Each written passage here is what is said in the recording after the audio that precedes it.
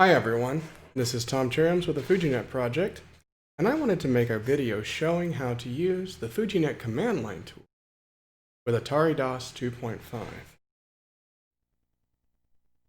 We'll start by basically taking a fairly standard Atari DOS 2.5 disk and copying the fnc-tools onto it. I go onto my local storage, and I have a folder in here that has a copy of Atari DOS 2.5 right here ready for me to use. I'll go ahead and select it as soon as I move my mic a bit closer. We'll go ahead and select Atari DOS 2.5. We will mount it read-write, and I will hit Escape to come back to the host slot menu. I will then go ahead and pick up the latest copy of fnc-tools on atariapps.errata.online.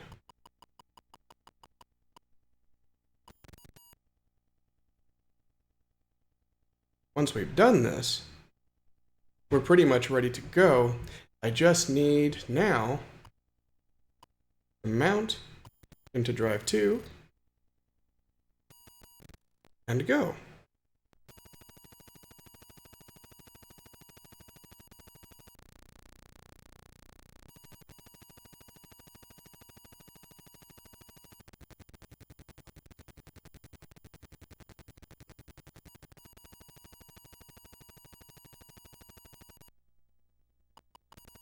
Upon looking at the disk directory for drive 1, we can see it's a fairly standard DOS disk. I do have an auto-run sys for the end device here, but that's not going to be used for this particular video. I do have a memsave file here as well. We'll go ahead and look on drive 2, and we see a whole host of files that we can copy over.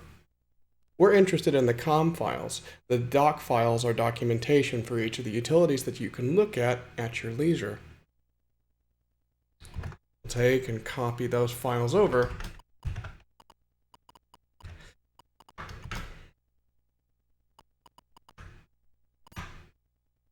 Yes, it's okay to use the program area.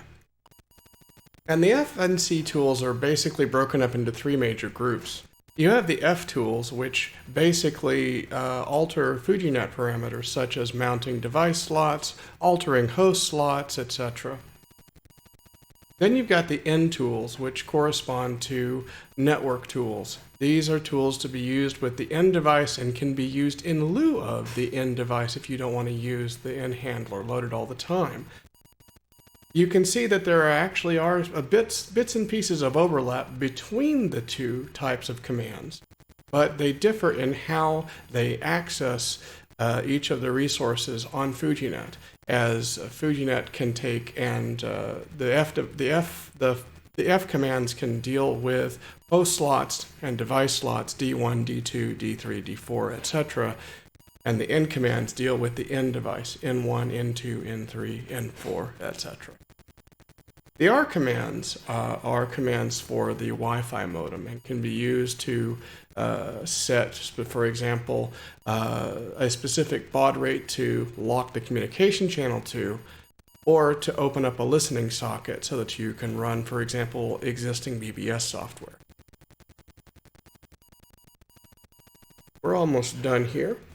And once we're actually done here, we're going to rename these .com files and remove the extension off of them to make them a bit easier to type. You'll see that each of these particular utilities are actually very small. They're on average about 12 sectors long, and they each do a single function. And basically the F commands basically correspond to functions that are available inside the config program.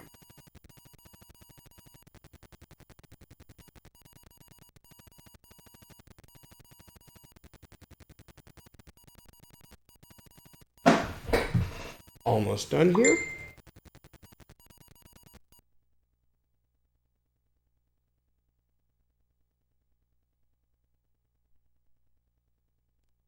And here we go. We'll go ahead and look and see the files are here on this disk. And since we're in DOS 2.5, we really don't need the COM extensions here. These really only make life a bit easier if you're running DOS XL or Sparta DOS, for example. So we'll remove them.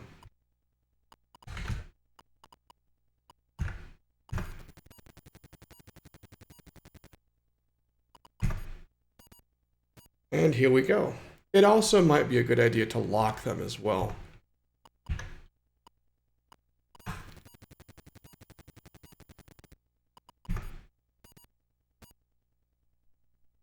So what all can we do here?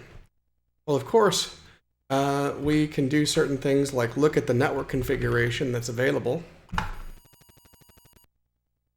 And you can see the current device parameters. This is useful, for example, to get the current IP address that your FujiNet might be set to, as well as getting the host name. You can also get MAC address and BSS ID from here if you need to. And it's a very convenient place to look up the versions for the fconfig and the firmware.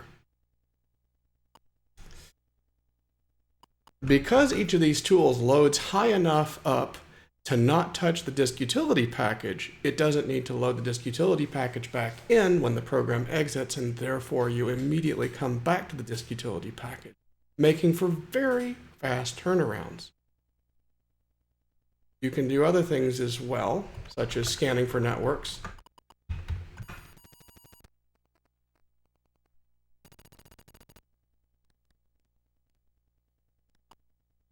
As well as, and might actually arguably might be more useful, doing things like listing your current status of your device slots, in which case you see here that we have in drive 1 we have our Atari DOS 2.5 disk, and drive 2 we have fnc-tools,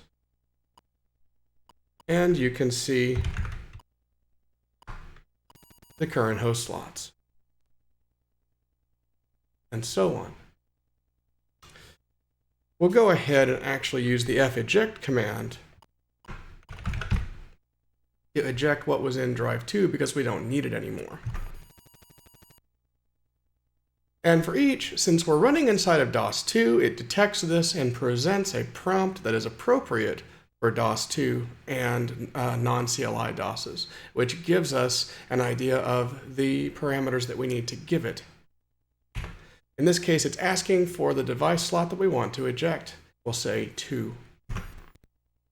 At which point the device slot is ejected, and if we run FLD again, we'll actually see that that device slot is now empty.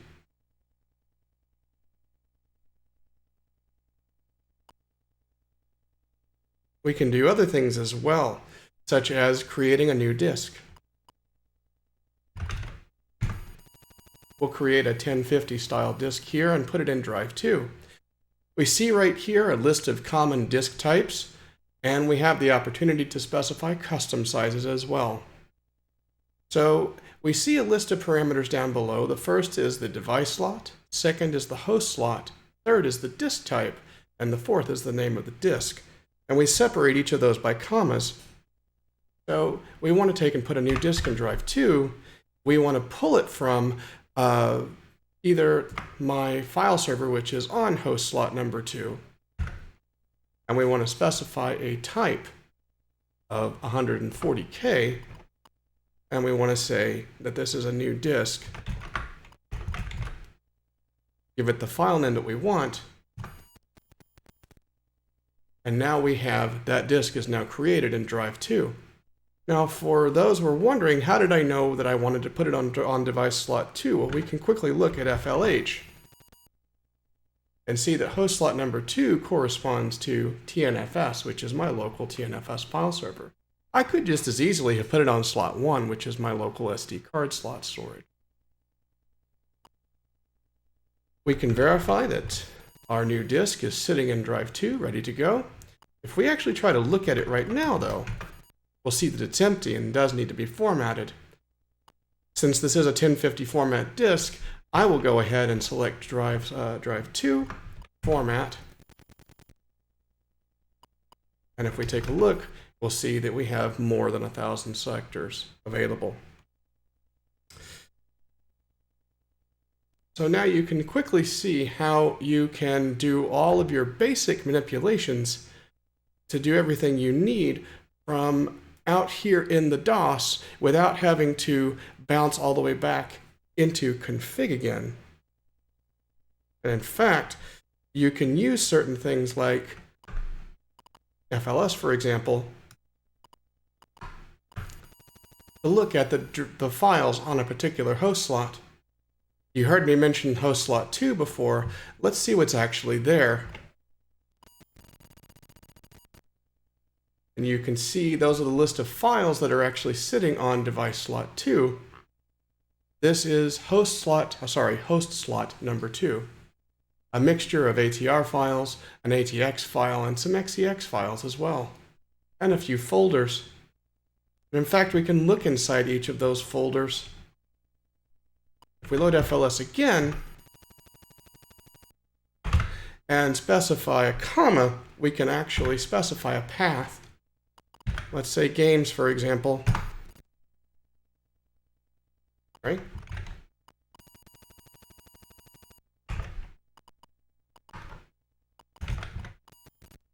Ah, there's nothing there. Oops.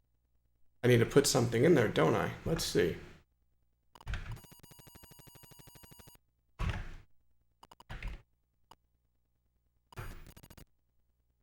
We look in diary, for example, we can see my diary entries for that directory. Voila. And actually, now that I think about it, yes, there is a directory inside games called games, which contains a whole bunch of stuff that I downloaded from Herb. Never mind. That's what happened. So there we go. So we can use FLS, for example, to take and dump and mount something. Let's say we want to mount diary for, let's see, let's look again. Of course I can say that too. The same thing as not providing any parameter at all. And I see an edtest.atr. Let's have a look at it. We can use the fmount command to mount an existing disk image into a drive slot. Of course, we want to mount it in drive 3. From host slot number 2, I'll mount it as read only, and the file is edtest.atr. And we'll see right there that image is now mounted in drive 3. And if I do a drive 3 look here, you'll see that's now here ready to go.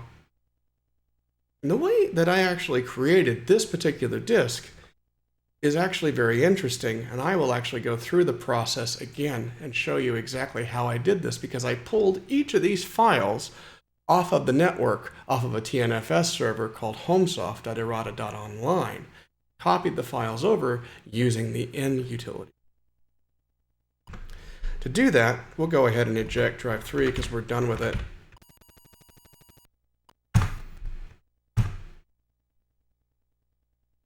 And we will go ahead and do our next set here, making sure that we have a nice empty disk here. Great. That's awesome. And we will now use the NCD tool to set the directory for N, for anything that we want to use for N. This is essentially a prefix. This gets prepended onto whatever my N colon is automatically, so I don't have to type out the whole URL to a particular network resource. For example, I can just as easily do this.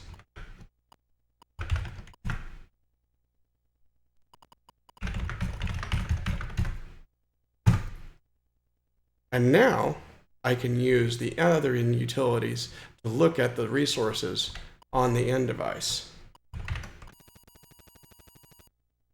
We enter a path. In this case, I'm just going to hit enter to look at the root directory of N where we just put it, with NCD pointing to that file server. We're now going to be looking at what's on homesoft.errata.online.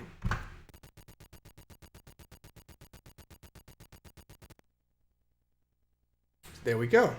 And furthermore, we can go down even further.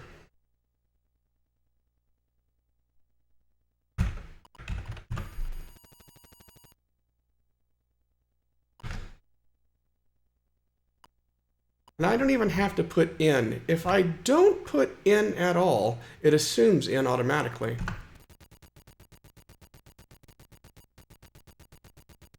But it could be n colon, n1, n2, n3, n4, etc. Just fine. So you see the list of files that are currently in that directory. Not only that, but we can take and copy files to and from that network directory using ncopy. Now, because ncopy recognizes the ability to copy from network devices to disk drives or other CIO devices and etc., we do have to specify here whether we're talking to a network device or not. And in this case, we'll go ahead and copy over Congo Bongo. And we'll put it on our copy of drive 2. Now, the way that ncopy actually works, because we don't explicitly have to break things up into blocks, we can grab as big of a chunk of SIO transfer as can fit in our memory segment, which for right now is about 16 kilobytes. So what this essentially means is when the copy actually happens, you're going to hear a very long beep as it comes across with the FujiNet. Of course, if you have high-speed I/O turned on, this is much faster.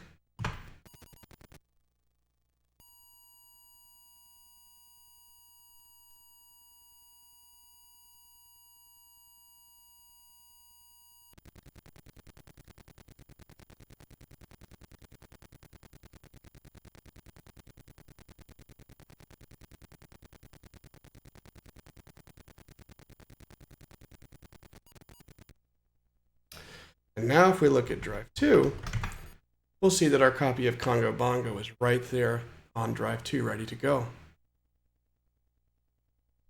Of course, the end device works with a wide variety of other protocols as well. We can change NCD again and look at something completely different. In this case, an FTP server.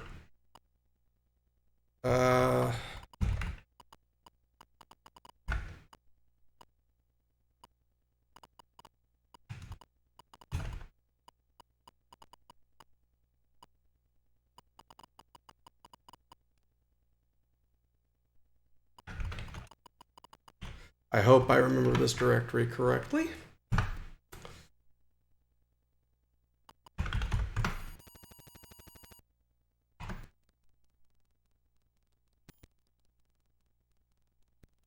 Oop, guess not. Failed to change directory here, so let's see if I can do this again without stumbling over all of this.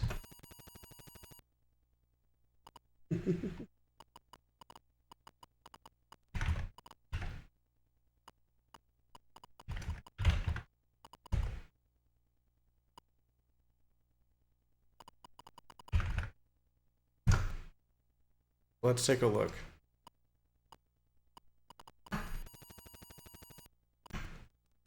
This takes a bit longer each pass because essentially there's a lot more data that comes across. And we're looking at an FTP server here. We'll go ahead and do another pull here, NCD. NCD has a particular quirk with it. If you don't specify a full URL, it assumes that you're appending onto the existing URL, so you can continue going forward.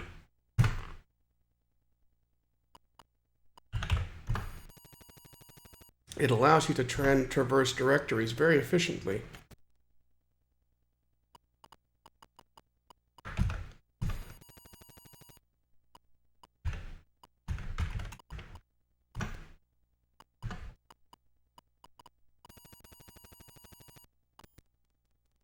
And you can see that I'm doing this using standard Atari tools. I need Atari archives.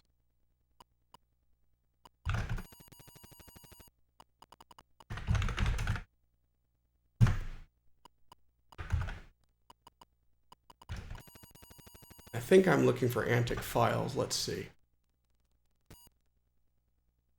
gigantic files.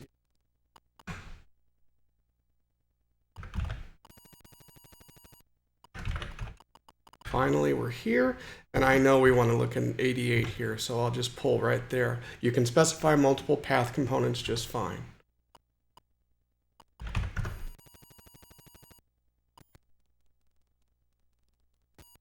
And you can see right here, we are now looking inside of deep inside of a directory on an FTP site.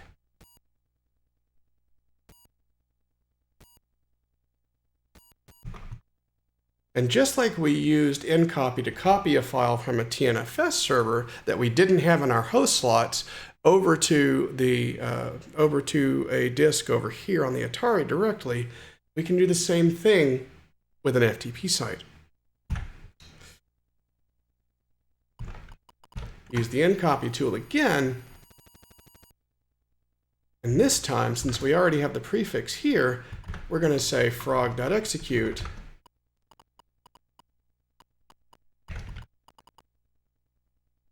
Copy it as drive2 frog, and it will go ahead and do all the hard work back behind it to automatically make something that the Atari can understand.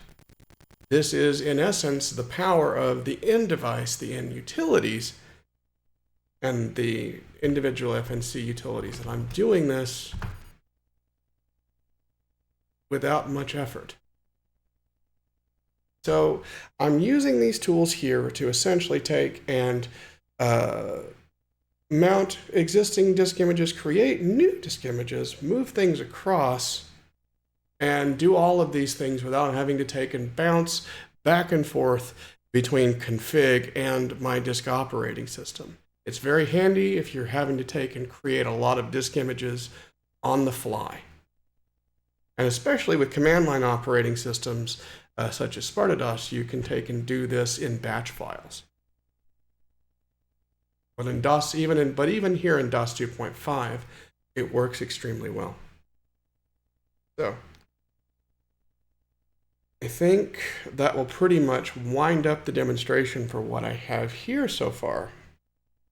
Go ahead and complete this by going ahead and ejecting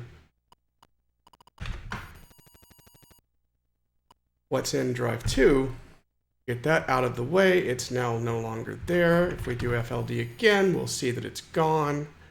Boom. And finally, there's a tool called freset, which can cold restart the Atari while also cold restarting the FujiNet and cause it to go back into config.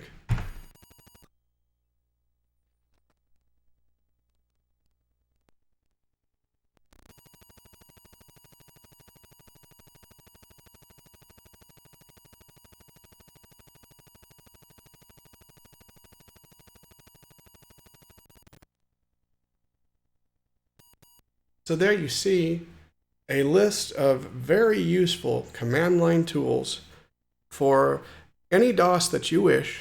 You can use them in any DOS you wish. I just showed them here running under DOS 2.5 to prove a point to manipulate the various aspects of the FujiNet, both the the drive emulation side as well as the end device side of things.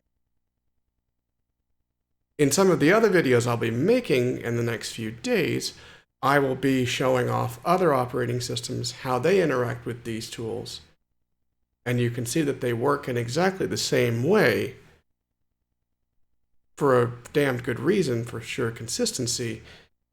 And I hope that because these tools work so effectively and so consistently, it will make FujiNet a true joy to use.